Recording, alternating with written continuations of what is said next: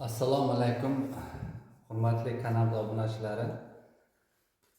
Mana bu transporter asosida ushbu naqshni birinchi darsimizda ishg'olga keltirib va ana shu daqiqalar nuqtai nazaridan birinchi ikkita qismga bo'lgan edim. Keyin ana shu birinchi qismida shu jarayonda men yakunladim va mana ikkinchi qismini mana shu bugun olishga harakat qildim va mana shu transporter asosidan shakllangan naqshimizni va ana shu farqlarni ko'rsatib bermoqchiman. Xo'sh, biz qog'ozga yoki birorta tekst yuzagiga yoki birorta buyumlarga naqsh berganmiz. Albatta, ana shularning yakuniy jarayonda targ'ilishlari ham shu oktantovkalar bilan va ana shu yakuniy bosqichlari bilan shuni yakunlab beramiz. To'liq naqsh kompozitsiyasini va ana shunda tugal holatga keladi. Keyin ana shuni bo'rlar asosida, ya'ni shu grafik asosida mana shu naqshimizning gullaridagi qaysi bir elementlarida qanday asosda o'sha targ'illarni bersak bo'ladi.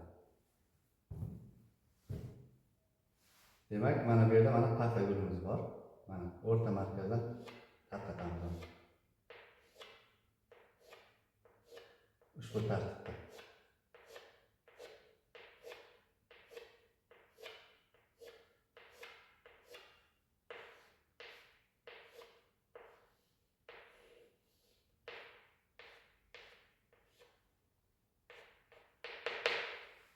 Mana bu mo'y qalam.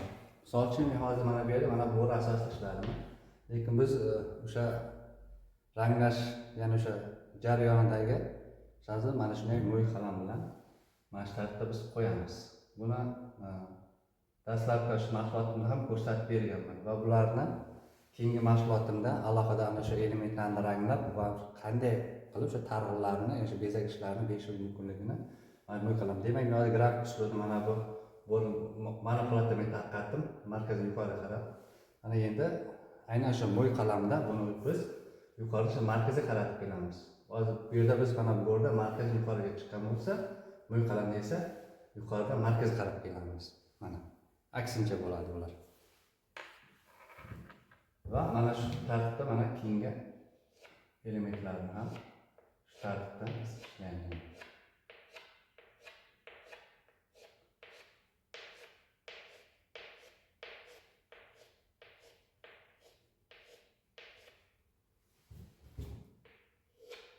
Mana holatda.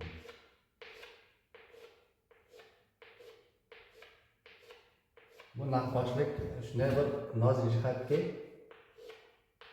bunda har bir ijodkorning, har bir insonning o'zining hissiyoti beriladi-da bunga, shu go'zallik, nozikligini biz ana shu insonning qalbini ana shu naqshlikda yoki birorta bir tasvirda, tasvir san'atda shuni sezsak bo'ladi.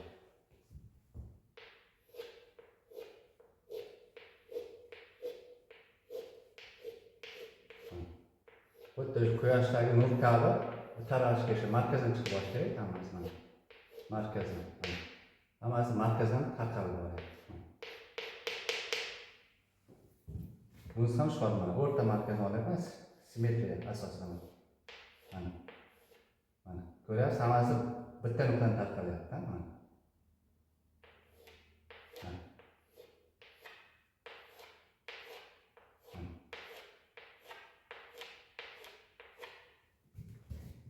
Keyingisi ham shu holat.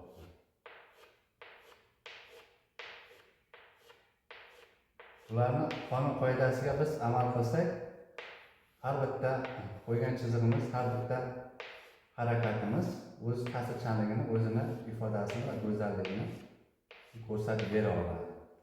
Keling, mana bu yerda mayli. Demak, naqoshida qayergadir o'z o'rniga shu bezakni qo'ya olsangiz, bu ta'sirchanlik oshib boradi. Mana bu yerga qo'yamiz mana shu holatda.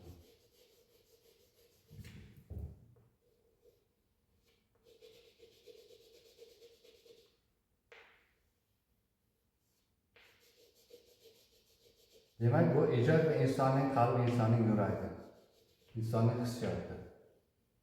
O'z hissiyotimizni mana shu har bir tasvirlarda ko'rsatib bera olsak, bu bashariyatga, bu go'zallikni, ezgulikni taqdim etib bo'ladi. Mana buni mana holatda bo'yab qo'ysangiz ham bo'ladi. Mana holatda. menimcha bu hamma ko'rinarli bo'lyapti shekilli.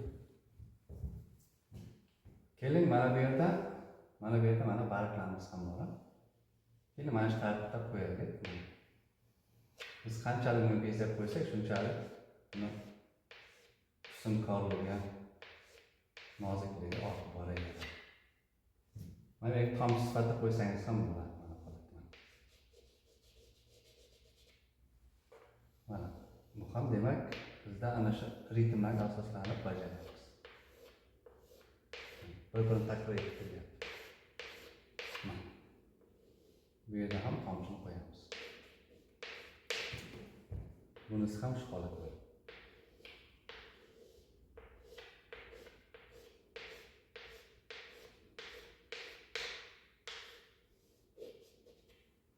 Mana keyingisi ham takror kelaveradi.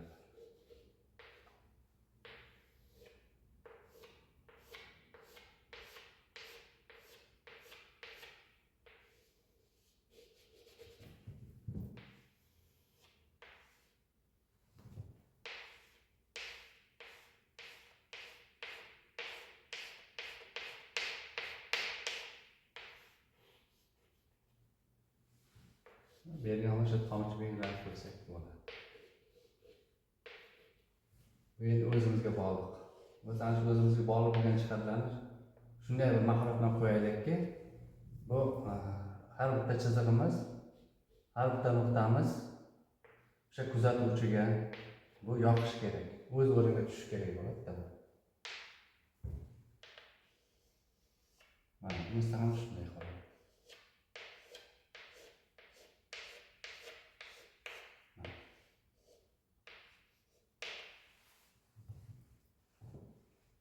Menimcha bu barchaga tushunarli bo'lyapti. Mana endi dastlab mana shu naqqoshlik birinchi qismida aytib o'tdim. Bunga shu elementlarni qo'shaversak, bu yanada bir kengayib boraveradi. Mana misol uchun shu yerda tugatsa ham bo'laveradi, lekin buning o'sha davomiyligini isbotlash sifatida yana mayli keling, mana bu yerga yana bir element qo'shish mumkin. Mana holatda qo'shish mumkin bu yerga. Bu naqqoshlik shunday narsaki, bu tugamaydi. Mana shu yuzaga qarab bu kengayib ketaversa bo'ladi.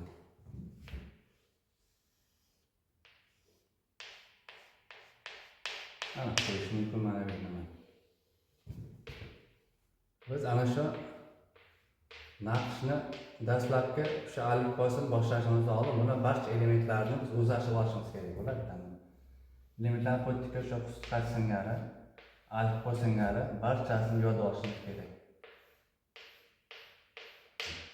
Yod olsak ana shu biz xotirani muhrlanib qoladi. Biz A, B, V, G deb alfavitni qanday qilib o'qib shuni yodlab xassov chiqaramiz. Naqqosh ham xuddi shu singari bo'ladi. Har bir element yana bunda bog'lam bor, shkufta bor, noldalar bor, bandlar bor. Bular hammasini yodlashimiz kerak. Bular qayerga qo'yishimiz kerak. Ular qayerdan boshlab qayerga tuganashi kerak. Mana ko'ryapsiz. Buni mana ko'ryapsiz. Mana shu birinchi o'sha darsimizdan tashqari, mana shu ikkinchi darsimizning mana ikkinchi qismida buni yana o'sha kengaytirib berish maqsadida buni qo'shib boryapman. Balki sizlar bu sizlarga qiyinchilik bo'layotgan bo'lsa, o'sha birinchi qismdan ishlasangiz ham maqsadga muvofiq. Buni davom ettirsangiz ham maqsadga muvofiq. Demak, barchasi davom etib boraveradi. Keling, hozir mana bu yerda mana shunga naqshimizga yopiq bir chegarani bersak, menimcha bu o'sha tugal holatini berish uchun bunda o'sha chegarani, ana shu sarxatni bersak, menimcha tugal holatga keladi. Chunki mana bu xuddi ochilgandek bo'lyapti. Sarxat bilan uni chegaralasak, demak bu tugal holatga keladi. Demak, buni qanday qilamiz? Mana tartibda olib boramiz.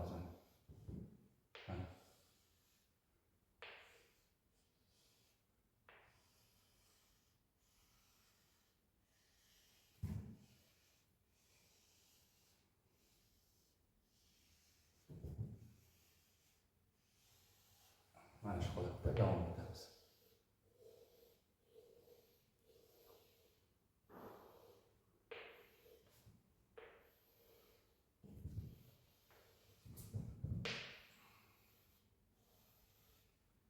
bu birinchi darsda bu ishlagan naqshim, buni men kecha tasvirga olgan edim, buni men o'chirmadim. Aytayin shuni qoldirdim shu yerda.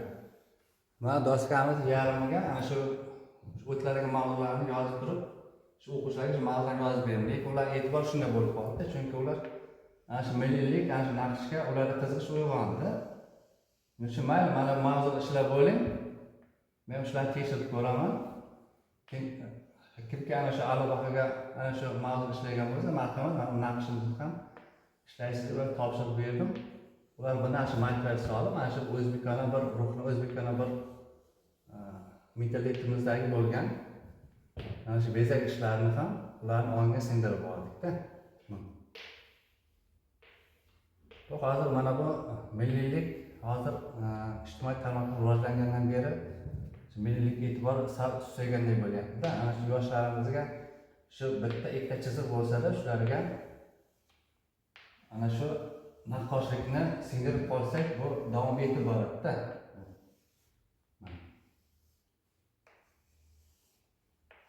Menimcha mana bu holat tugab holat bo'ldi. Mana shuni bugun o'quvchilarimiz juda bir qiziqish bilan buni ishladi. Hamdaki buni ranglab kelishdi. Mana shu doskadagini qora qalam shunday tushirdi, ustoz oldimga olib ketdi, tugatdim. Men aytdim, endi bunga siz rang berasiz, ishlaysiz, yakin boshini olib kelasiz desam, ular qiziqib, mana shu kimdir qalamda ishladi, kimdir akvarelda ishladi, kimdir marker flanslarda ishlab olib kelishdi.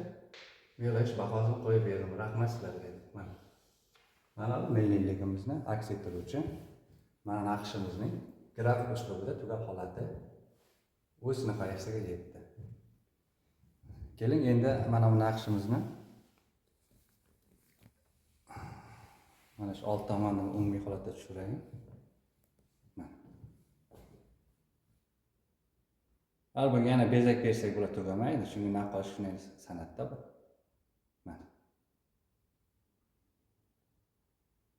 Bu milliy naqshimizda nima yotadi? Vatan, el, yurt, g'urur, ota-bobolarimizdan qolgan urf-odatlarimiz. Bunda barchasi ana shu milliyligimizda bu nima aytadi? Tarannum aytadi. Biz ana shunday tasviriy san'atda yoki san'atda ana shunday milliylikni singdirib borishimiz kerak bo'ladi. Shundagina biz ana shu milliy hunarmandchilik, milliy naqqoshlik, milliy san'atimiz barchasini shunday qilib ushlab qolishimiz mumkin bo'ladi. Demak, hozir mana bu yerda ya qaysi elementda qolib ketgan, bunga e'tibor bermaysiz. Mayli shu o'rinda buni ham mana ko'rsatib qo'yamiz. Mayli, keling mana.